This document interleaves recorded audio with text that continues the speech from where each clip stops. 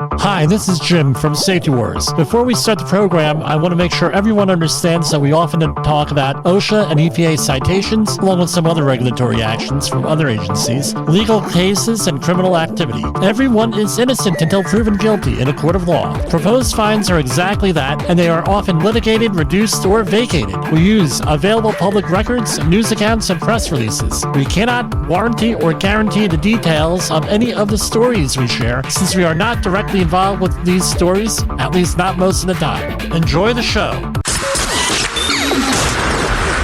This show is brought to you by Safety FM.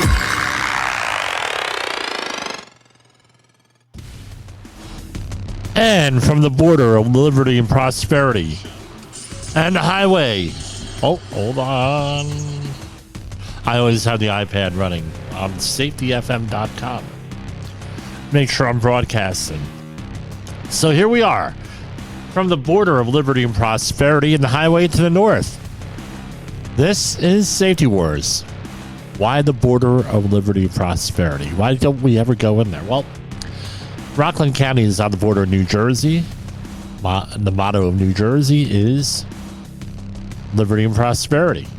The highway to the north is the New York Thruway or the Palisades Interstate Parkway. So, however you want to do it, we have all these other interstates and everything coming through here. So, how's everybody doing this Monday morning or Monday afternoon, Monday evening, wherever you're at, Tuesday morning? Anyway, a lot going on. So I did not release Friday's program on podcasts because we had some issues going on there. Didn't want to bore everybody. People say, what the hell is going on with that thing? So I only released the ones that I like. Hopefully this one will be one that I like. So we have here all weekend long. What did I hear on the news, on the radio, on the over everything? Former President Donald Trump and the impending indictment going tomorrow. I'm almost here at ground zero. I had people calling me up saying, hey, Jimmy, are you going to be going on out over to the protest? I said, no. I avoided a problem one time. On January 6, 2021, I had people calling me up all day. Hey, are you going to go on over? It's a short drive, New York there, train ride, blah, blah, blah. Let you out, Union Station. I said, there's going to be a problem there. Number one, I'm out of politics. I'm out of that. Part of my life is done, regardless of what anyone's opinion is on the former president. I said, that's done. But I said, look, there's going to be a problem there. You're very foolish for going. All right, whether you love them, hate them, whatever. And isn't life about sometimes avoiding problems? Gotta avoid problems. So what do you think ended up happening? We all know what happened. So this weekend again, and there was a radio talk show host out of New York City that said, if you're going to go down to the Trump Tower over there in New York City, Manhattan, and protest or something, you're crazy. We all know what happened the last time people went to protest this kind of stuff, right? Mayhem and everything else, and we're still dealing with a political, societal, and social fallout from that. So what I'm going to suggest, it is your right to protest. You want to protest or demonstrate, whatever. Okay, that's your right, but use a little bit of common sense here. That's item number one. Item number two, non-stop coverage. What do we always say here? What's one of our bylines? Don't be manipulated, be informed. That goes for everything in your safety in your workplace, in society, or anything else. You want to be informed. You don't want to be manipulated. And this whole thing this past weekend, right, non-stop coverage now for a week, and it's been going on longer than that, a month. Not good, because it's distracting us from what we really need to be worried about, which is all the other issues out there we have to deal with safety. And on this program, what do we talk about? We talk about all different types of safety, not only industrial safety. We talk about disaster preparation, disaster response, industrial safety, financial safety, environmental safety, all things safety related, right? Not only that, and you want to make sure you're safe, right, with this stuff. Don't let this stuff distract you. We have other issues going on. One, take care of your family. Take care of your friends. Concentrate on your family, right? That's item number one. If you're a parent, your number one thing is your children, especially if they're under 18, your children, right? That's usually what the priority is. I'm not saying if it's not, then it's not. I'm not here to judge anyone. I'm not a judge. But this is basically what it comes down to. I've been thinking about this all weekend. You have to have priorities, right? If you're a parent with children, your priority usually is with the children. If you have extended family out there, right, then it's with extended family. And then going out community and everything else. But you have to have priorities, and don't get wrapped up in this political stuff, because it's a distracting thing from what you need to be doing. Same thing with work. What are those things out there that's distracting you at work? Right? We always talk about concentrating on the wrong things, where an organization's focus would be on this one safety item, right? This thing, blah, blah, blah, and then something else is going on, right? That happens all the time. Well, we're concentrating on this so we're having an issue with this, and that's going to cause a safety issue, right? Distraction, right, with this.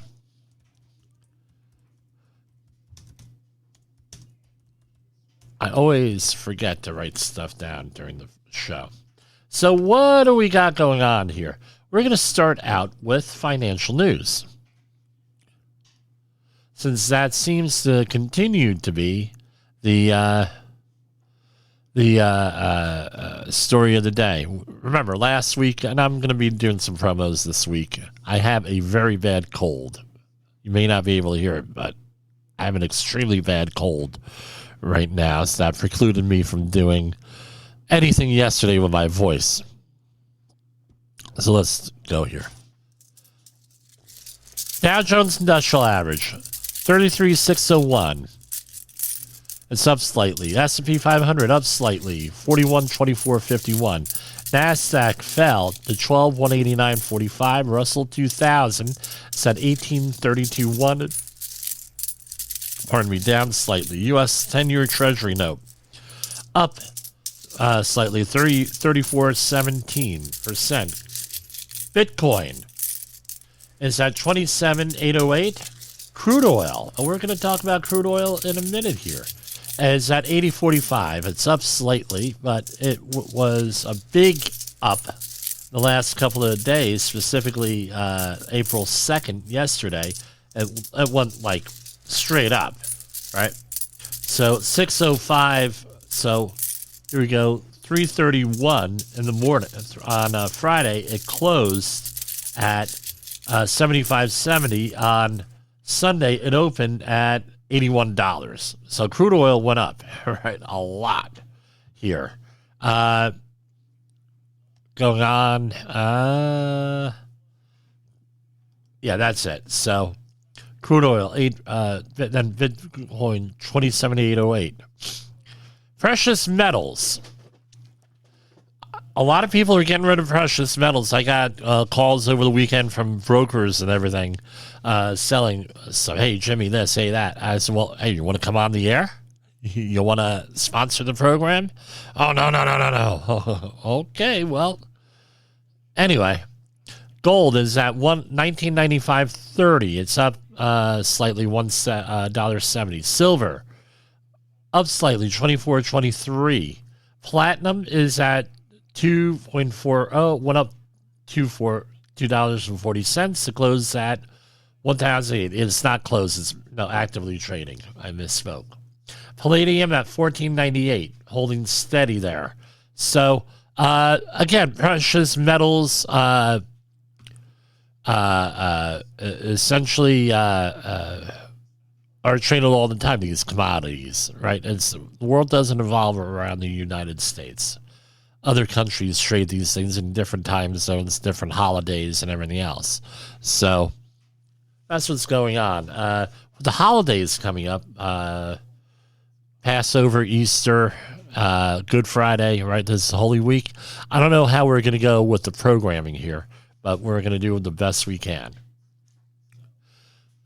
So what's going on with oil here? Oil prices surged 6.3% in steepest rise in over a year. The jump follows a vow by Saudi Arabia and other OPEC members to cut production. So basically, OPEC, oil producing something countries, right? They are cutting production. So, just for a review, all right, OPEC, right? What is OPEC? OPEC is an organization that controls petroleum production, supplies, and prices in the global market. So, it's basically run by 5 countries: Islamic Republic of Iran, Iraq, Kuwait, Saudi Arabia, and Venezuela. So those are the 5 oil-producing companies. What is it? Oil Organization of the Petroleum Exporting Countries. That's OPEC. I got the acronym wrong. So later on, what other countries are in there? Those are the 5 core countries, right? Iran, Iraq, Kuwait, Saudi Arabia, and Venezuela.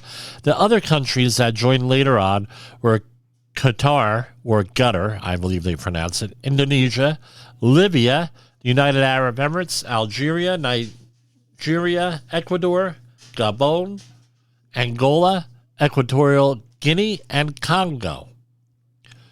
So basically, and there have been changes over the years. So those are basically OPEC when they decide to cut production, and it impacts everything.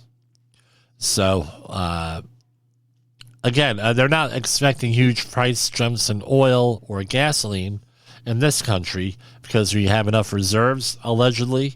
But, again, we'll see how this goes on. So onward with this Nashville shooting case from last week. They were supposed to release according to the media reports, they were supposed to release the manifesto of this person that did the crime. I'm not going to mention the person's name. And I don't. But anyway, they're supposed to have released the manifesto. That did not happen, according to the Tennessean from yesterday.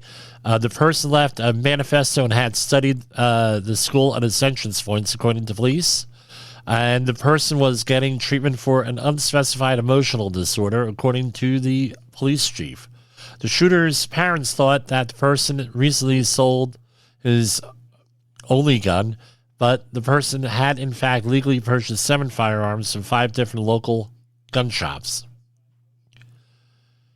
So, basically, from all accounts, this person was played for a middle school basketball team, and it was the team where everybody made the team, and teammates had really nothing but nice things to say about her, and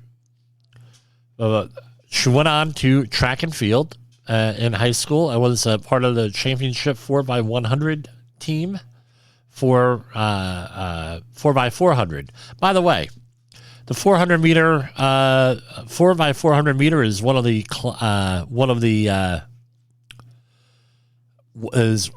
the premier events in track and field.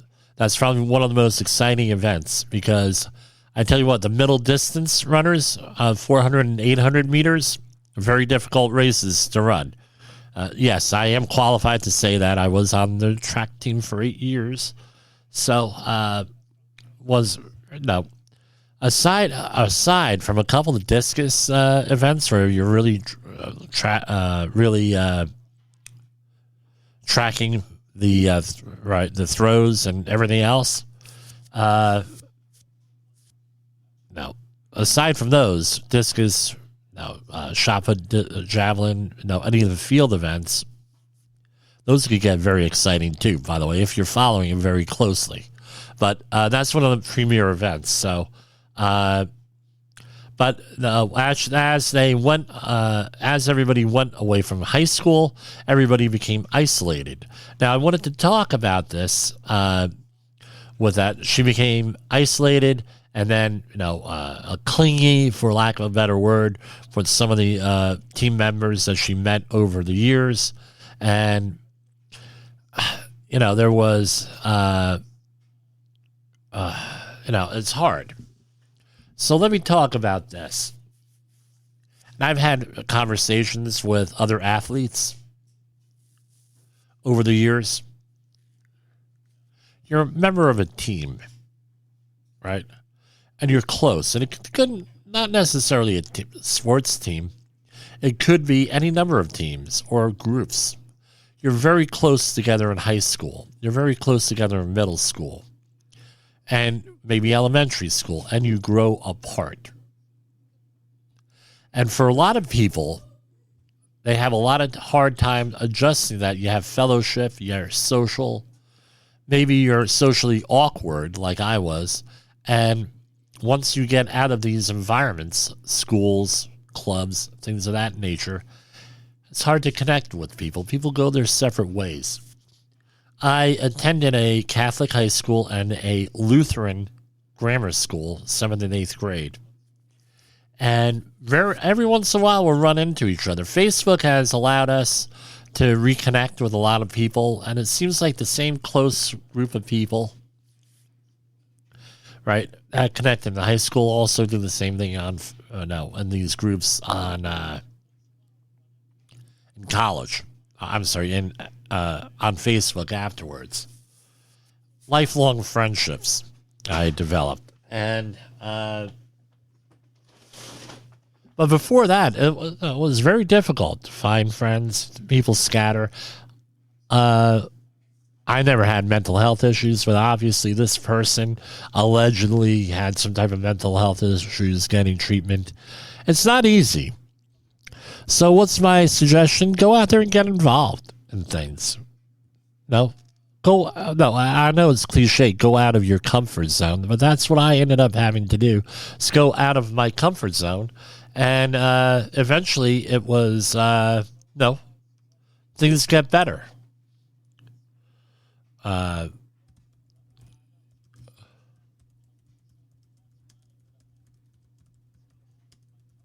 So that's basically it. I'm writing the summary as we go along here with this. Yes, I do prepare beforehand, but it's a horrible thing. So if you know somebody who's going through some bad times, mental health issues and everything else, try to support them, encourage them to get help.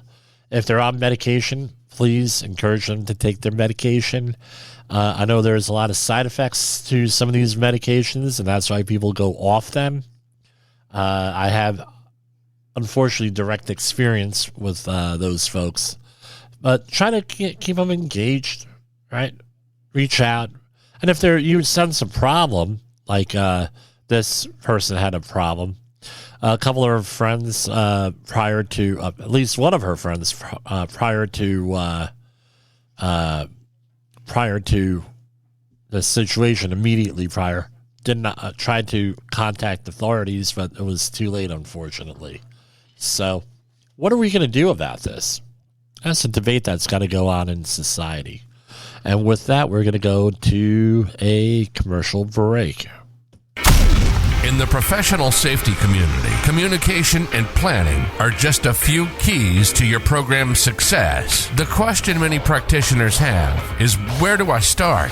Dr. Jay Allen, the creator of the Safety FM platform and host of the Rated R Safety Show, has built a global foundation to help you along the way. Go to safetyfm.com and listen to some of the industry's best and most involved professionals, including Blaine Hoffman with the Safety Pro, Sam Goodman with the Hop Nerd, Sheldon Primus with the Safety Consultant, Jim Pozell with Safety Wars, Emily Elrod with Unapologetically Bold, and many others.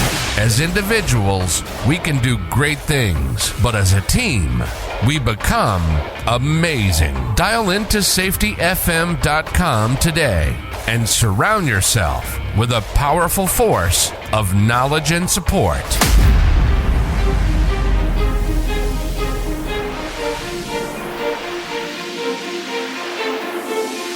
Is your safety training old, stale, and hackneyed? Is your safety trainer still preaching a warped version of behavior-based safety? How about safety training that actually addresses your hazards in your workplaces and is not standardized baloney from 25 years ago?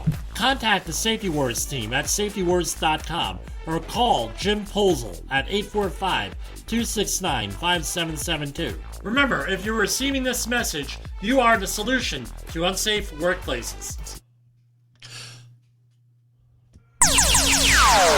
Safety Wars is streaming now. SafetyFM.com. Okay, we're back. So this is from the Washington Post today. Political polarization is sorting colleges into red and blue schools. So through a whole bunch of stuff, and I'm not going to go into the article in depth. Again, balkanization. Right? Dividing people. Things of this, and it goes on both sides, man. The article here by, what's the person's name? Nick Anderson, gives a pretty balanced article, right? Pretty balanced article at both the left and the right. There are left universities, right universities. I don't know if that's really conducive because we're supposed to, be unified as a country, and continuing to divide the country, not a good thing. Long term. Our long term, again, safety, right? And that's part of the safety war.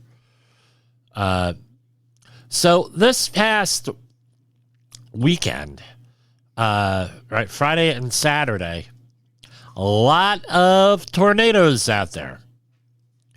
Right, we're not talking about airplanes. We're not talking about Cadillac, or was it Tornado, right, for the Cadillacs, right? Or anything else like that with tornadoes. So the destruction caused by a plethora of tornadoes Friday, March 31st, and early Saturday, April 1st, cast a wide net impacting states across the South and the Midwest. There were tornadoes in the New York, New Jersey area, right? Also, it was pretty bad. So, again, if you're in a tornado zone, right? And I think I think I can now declare New Jersey one of the tornado zones. Who am I? I'm just a guy on the radio. Because I tell you what, we never had tornadoes in New Jersey, it seems, when I was growing up, 1970, 1980s. But starting in like 95, we've had a number of tornadoes ripping through central Jersey and South Jersey. All right, we had a couple of years ago. I'm coming out of the post office in New City, New York, and I'm looking north over what we call South Mountain. I look at, and this woman's next, what are you looking at, sir? I said, well, you see those clouds over there? She said, yeah. I see how you got the clouds looking where they're like dark on top and then not so dark on the bottom. It's like a yellowish thing.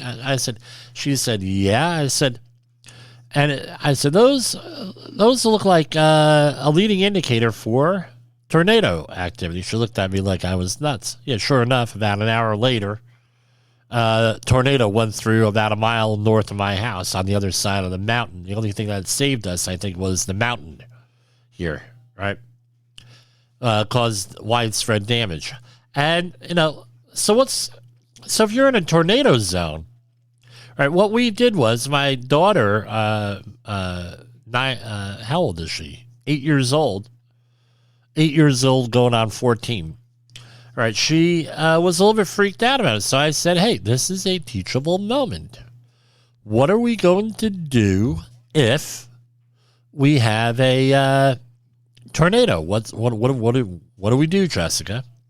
And she says, well, where do we do? We laid out all the procedures, and then we talked about other emergency procedures with the family.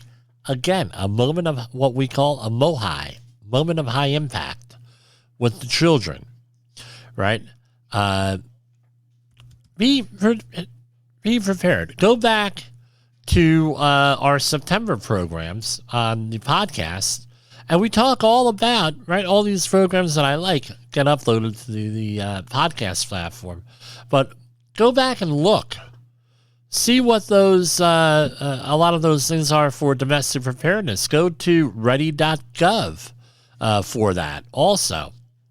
Be prepared, right? Semper Paratus, like the Coast Guard, always prepared. So, no, death and destruction all over. More weather news. Hurricane Ian I said it right. Hurricane Ian hit Category 5 in the Gulf, was Florida's most expensive storm. Official final numbers. Hurricane Ian is officially the most expensive storm in Florida's history, with a price tag of $109 billion in damage. That's a staggering loss from tens of thousands of homes and buildings in southwest Florida, damaged by Ian's fierce winds and storm surge, and more than 1,000 totally wiped away. Roads and bridges, including the Sanibel Causeway. So if we recall, our guest on the show last week, Murray Saber, and his sister-in-law, had her home wiped out in Sanibel. So this has hit the Safety Wars family here. As far away as Broward County across the state, a tornado spawned at the storm's edge, tipped over planes at a small airport, causing millions of dollars in damages. So those were the final death toll was 156 dead. The category, at one point the storm did reach Category 5, and there was a report on Monday from the National Hurricane Center. So go and check things out. I mean, I don't know if you're still able to apply for damages in that, but I know that there are some people still, not some, a boatload of people, right, still recovering from this. So, again, be prepared. That's what the whole thing is. Now, there is a report out today. It was in from the Federation of American Scientists, FAS.org, a report by Hans Christensen. Was there a U.S. nuclear weapons accident at a Dutch air base? So, did the U.S. Air Force suffer a nuclear weapons accident at an air base in Europe a few years back? A photo from Los Alamos National Laboratory. Maybe we should get Todd Conklin out here to talk about this, right? A photo in a Los Alamos National Laboratory student briefing from 2022. 4 people inspecting what appears to be a damaged B-61 nuclear bomb. Yeah. Right? The document does not identify where the photo was taken or when, but it appears to be from inside a protective aircraft shelter at Volkel Air Base in the Netherlands. Right? It must be emphasized up front that there is no official confirmation that the image was taken at the airbase, and that the weapon is a real weapon, right, versus a training device, a prop. So, now, again, a lot of this stuff, where is it coming from? Sort of thing. I don't know. and this when we talked about the I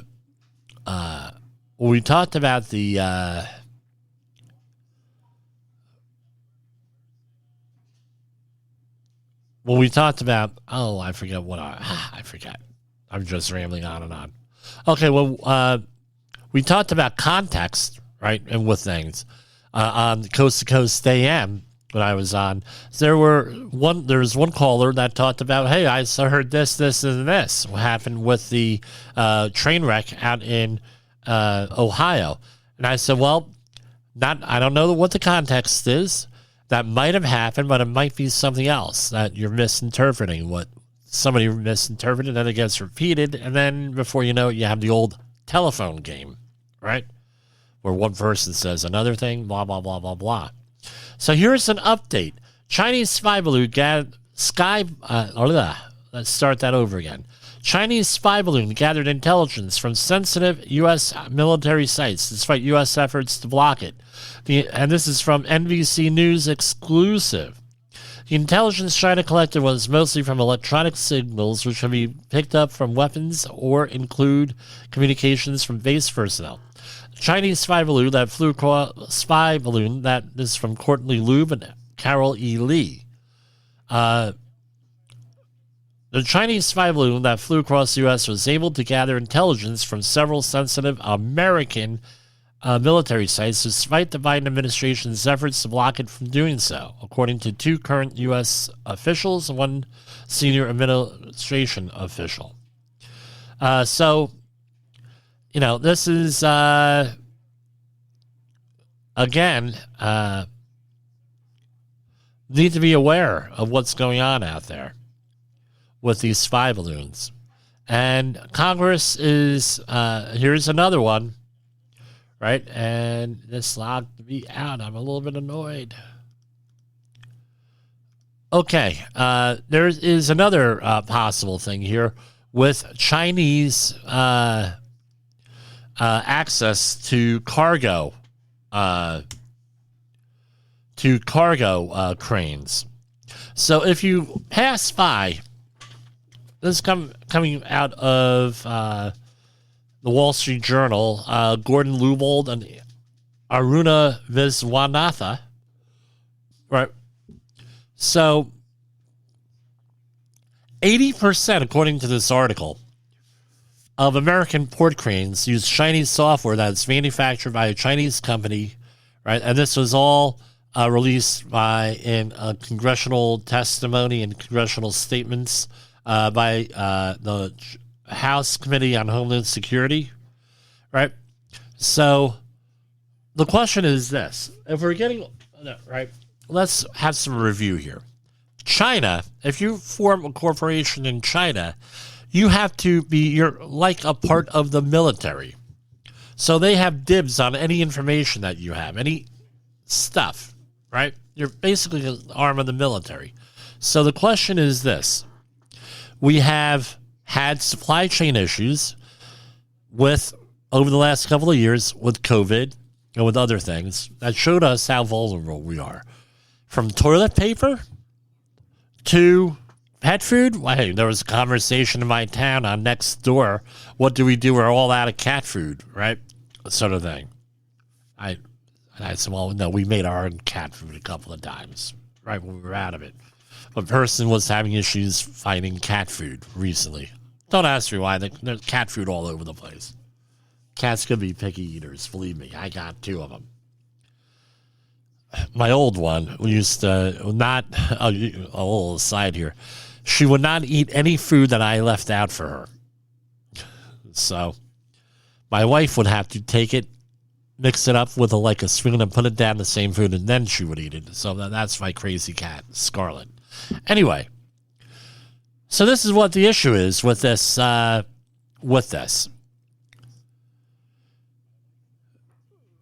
wife is saying, don't go off on tangents. All right. So anyway, you have all your supplies coming from, right, all the replacement parts and all the software coming from another country rather than having it in your home country. And what happens? Do you have a problem with the other country, China, Now, all of a sudden, our shit doesn't work. Or we cannot get replacement parts for the cranes. Now we have an issue here. Right? So there are some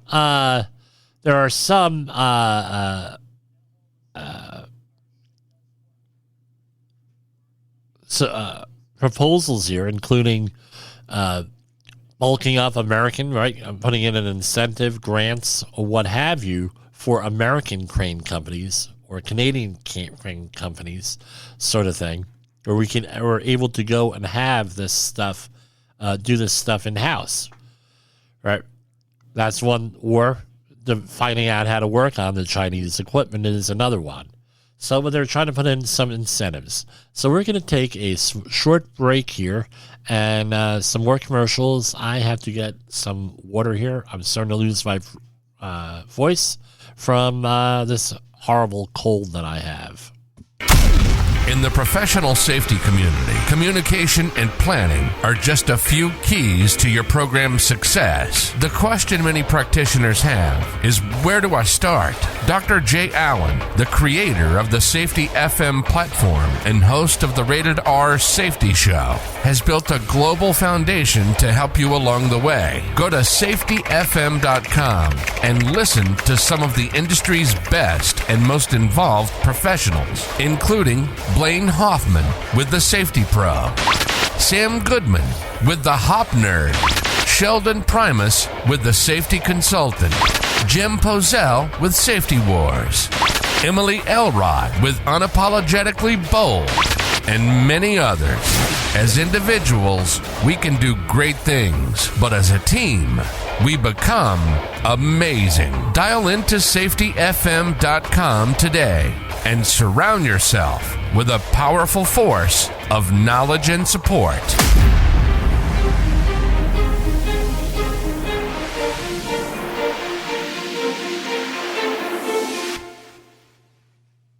Is your safety training old, stale, and hackneyed? Is your safety trainer still preaching a warped version of behavior-based safety? How about safety training that actually addresses your hazards in your workplaces and is not standardized baloney from 25 years ago? Contact the Safety Wars team at safetywars.com or call Jim Pozell at 845-269-5772. Remember, if you're receiving this message, you are the solution to unsafe workplaces. Okay, we're back. So we're going to go into some of our usual OSHA news. We're doing it second here because we have a lot of stuff going on in the world I wanted to discuss. So here we are from last week, right? We went over some of this on Friday, but we'll go over it again. For the third time in 5 months, federal safety inspectors responded to a Portsmouth. This is from today. This is new. To a Portsmouth hardwood flooring mill to investigate reports of unsafe machinery. 2 of those inspections involved worker injuries. The latest on October 5th, 2022, when a worker's fingertip was partially amputated, which means that you actually have to go and report that within 24 hours to OSHA, 1-800-321-OSHA. Well, there are other ways without calling them that you could do it, but I always recommend calling, right? And getting the person's name and recording the time of the injury and recording the time of the call so you have proof with that, and always have a witness on the phone. Put them on speakerphone. Believe me, it's very important that you do that and have a witness. So what do we have here? I have the citation letter right in front of me. Let's scroll on down to what it is. So, Citation 1, Item 1, General Duty Clause violation. So,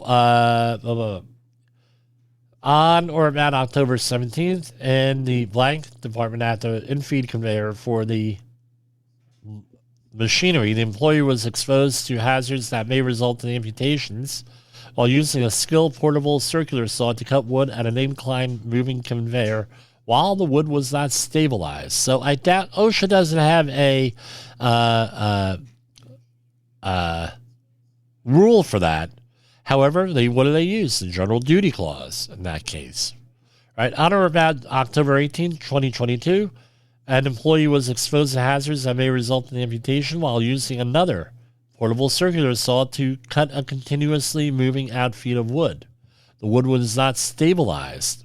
Again, general duty clause. And they went through and met with the owner's manuals of both pieces of equipment on here.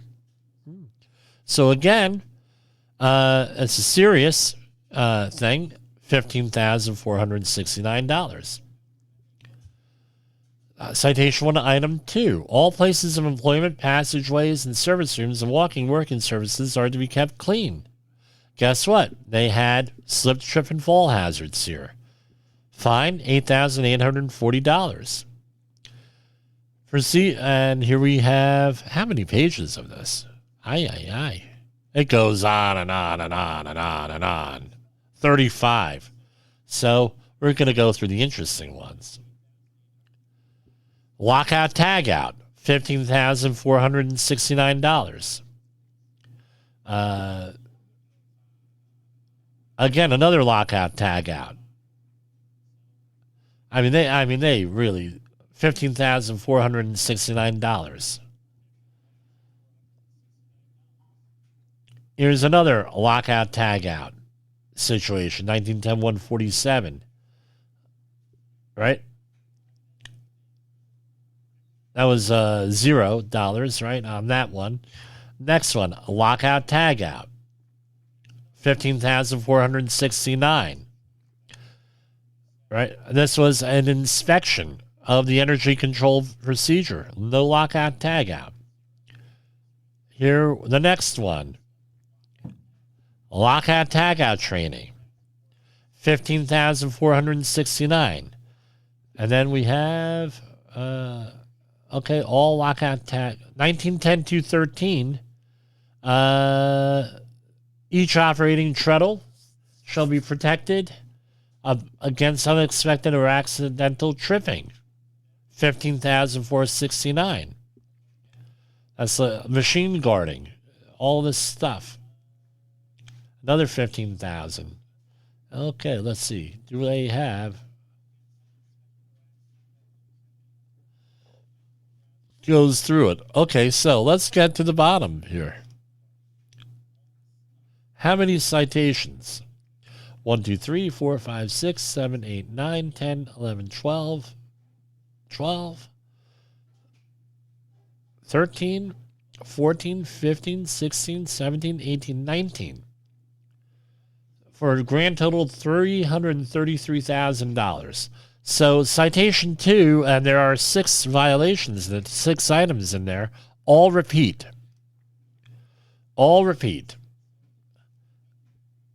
Dealing with guarding, equipment guarding, and a couple of other things. So, again, take a look. This week I'm doing some maritime training on Wednesday here with this. So, a lot of stuff going on there.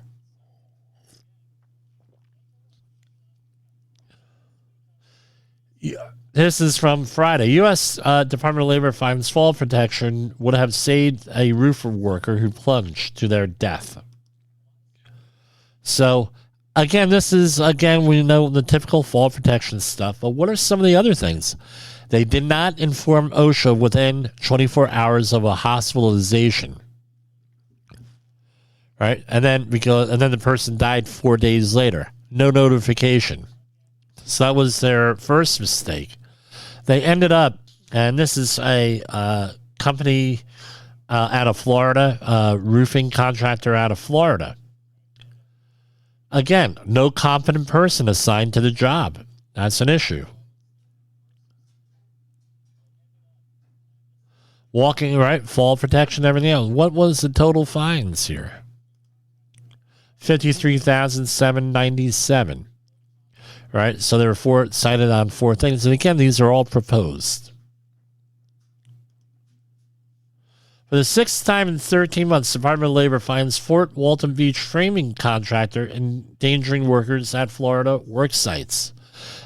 $82,500 in penalties proposed, again, for the violations found in 3 inspections. So what were they? Wow. Very extensive. Okay. Forklift training. No hard hats.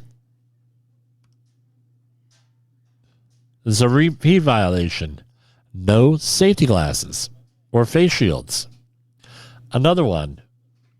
No fall protection. All right, for a grand total of $37,567. Here's another.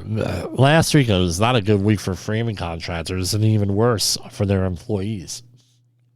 So this is Ocala Framing Contractors' refusal to comply with standards continues despite a 2020 fatal incident and 35 violations since 2019.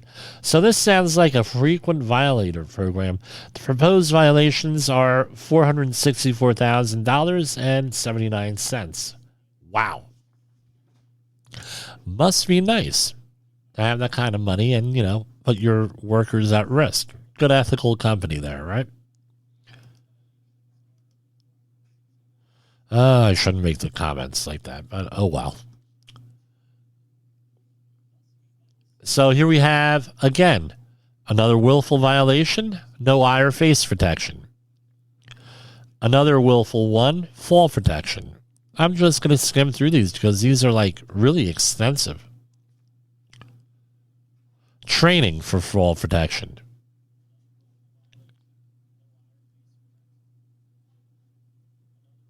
So they got 4 violations, 100, and that added up to $464,000.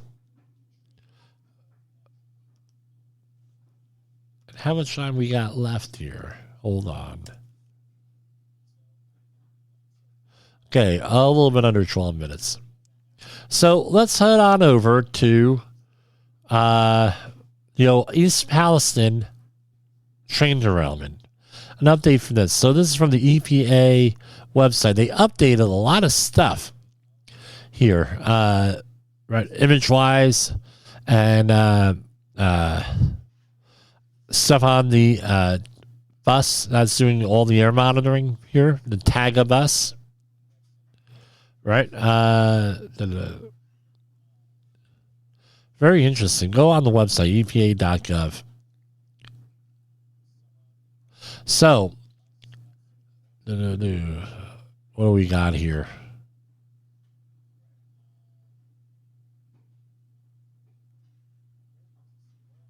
They completely changed this stuff. But now they have validation reports. Okay, data validation, meaning that they went through all of the sampling and laboratory validations. Pretty interesting. They now have work plans that are set up. They updated all this stuff. So this is like really cool. They updated a lot of this stuff. They have a work plan there. Now, what I would suggest, if you're a budding young safety professional and you're looking how these things are all written up, you can probably use this stuff. I'm not saying plagiarize, but hey, what kind of format are they using? What kind of things are what are they looking for to have this stuff filled up? One of my friends right now is doing is analyzing the data, doing a deep dive in the data here because that's what she does, and she's doing a deep dive. This is like free data out there, and again, right? And they got behind at a certain place. I have 4 things that I look for. Know what's the contamination. Well, first of all, is it safe? What's the contamination? What standards are you using to govern that? That sort of thing. The 4th thing is, did you actually do the sampling? That's usually where they fail. Most of these government things, and even private cleanups or even in your workplace, they fail on the 4th. Yeah, everything's good, but they don't actually do any sampling. It's become an issue, and it's an issue.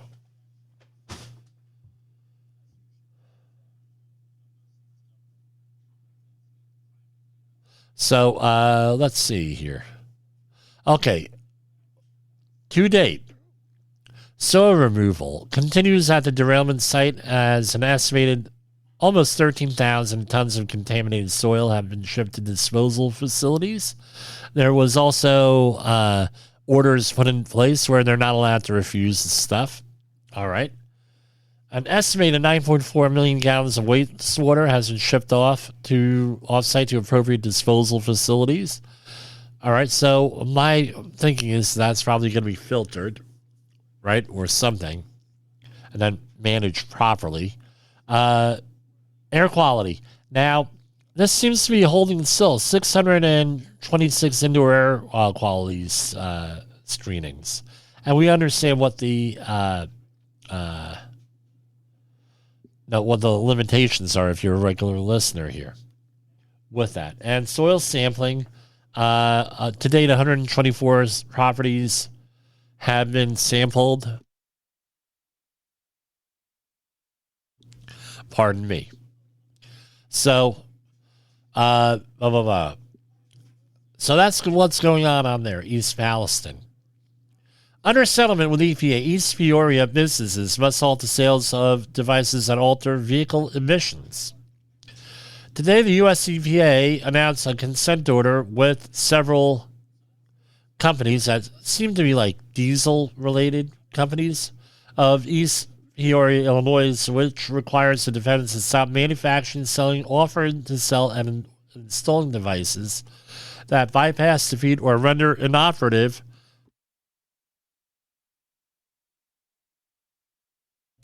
pardon me, I keep hitting the mute button here for sneezing and coughing, or render inoperative EPA-approved emission controls and harm air quality, commonly referred to as aftermarket defeat devices.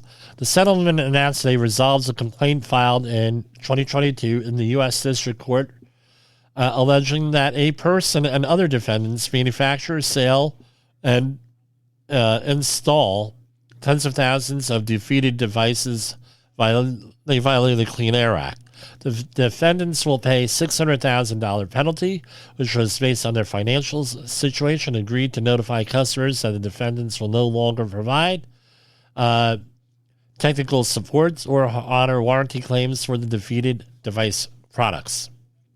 So, as I recall, a major car company had to deal with a similar issue several years ago, and they never recovered. They still haven't recovered, from what I understand. The Biden and Harris, this is from Region 3, Biden-Harris administration announces $85.44 million in investment for clean water infrastructure upgrades in the Mid-Atlantic states.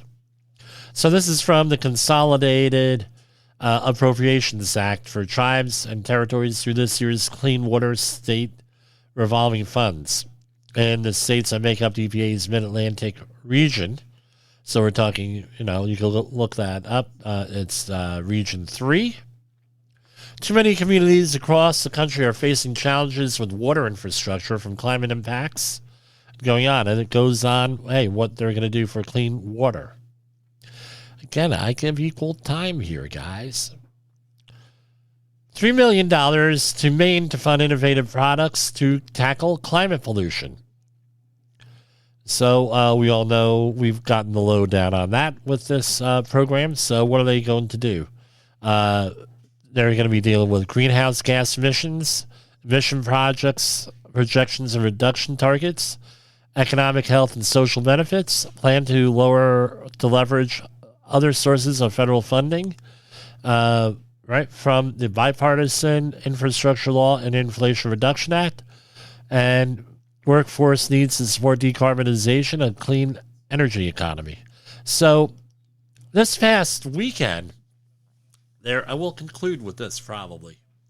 There was a comment made by my current senator and former presidential candidate Mitt Romney on bike lanes. All right, my opinion, if you go on my social media pages and everything, is that the bike lanes and everything, that's more of a local issue. The federal government shouldn't necessarily be involved with it, right? Except from a very high level, 10,000 mile view of this stuff from outer space. Really a local issue. But I tell you what, this is going to shock everybody to get to Digitalis. I'm actually in favor of a lot of these bike initiatives. Not because I used to be a very avid cyclist. I want to do that again. Not to get on Todd Conklin's good side with his bike riding. But no, I think bike riding is a very effective way of lowering our energy usage, right? And you get a lot of other benefits. You get exercise. You get to go out there and see people. So there are many other societal benefits. It's probably the most efficient form of energy that we have, right? I've never done a complete analysis of it, but no, that's what I've heard. Great thing. And again, this is nothing new. I remember talking about the bike economy in first grade. There was a big talk during the energy crisis, right? Of the mid-'70s, two of them in 73 and in 77, 78, where people were talking about bicycle economies. And then bicycles, right, it goes in cycles. It seems like once a generation, everyone is bike riding again. I'm for it, but I think it's more of a local type thing with that. And should there be federal standards, maybe like they have the national highways, national highway standards that standardize types of things and specing things out? Yeah, on that level, federal government can be involved in that. So like with the uniform traffic control devices, obviously, all right. So they're the same everywhere. But as far as funding and building them, local government can handle that.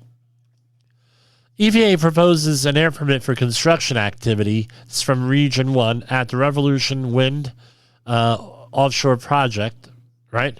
So they're asking for comments for Revolution Wind LLC to talk about pollution requirements at construction and operation of wind farm that is offshore, okay? This is one of those things where the predominant wind direction is from west to east. This is offshore and wind is flowing away from land. I don't know what the utility of this is, other than to say that we actually did something, right? Sort of thing. We did something. Okay, great. How's this going to impact anything on land? And okay, pollution. The solution to pollution is dilution. I get it. Not really the most ethical thing all the times, but don't we have other priorities here that maybe we could talk about? I don't know. So that's what we got. This week we're going to just be doing news and views. If we can squeeze in an interview with someone, we'll do that. And we'll be talking about some specific subjects. So thanks for listening. I look forward to joining you tomorrow night. And again, we're not going to hit every night, every week, especially if this cold gets worse. We may do a rebroadcast of this program. So for Safety Wars, this is Jim Posel. The views and opinions expressed on this podcast are those of the host and its guest and do not necessarily reflect the official policy or position of the company. Examples of analysis discussed within this podcast are only examples. They should not be utilized in the real world as the only solution available, as they are based only on very limited and dated open source information. Assumptions made within this analysis are not reflective of the position of the company. No part of this podcast may be reproduced, stored in a retrieval system, or transmitted in any form or by any means, mechanical, electronic, recording, or otherwise, without prior written permission of the creator of the podcast, Jay Allen.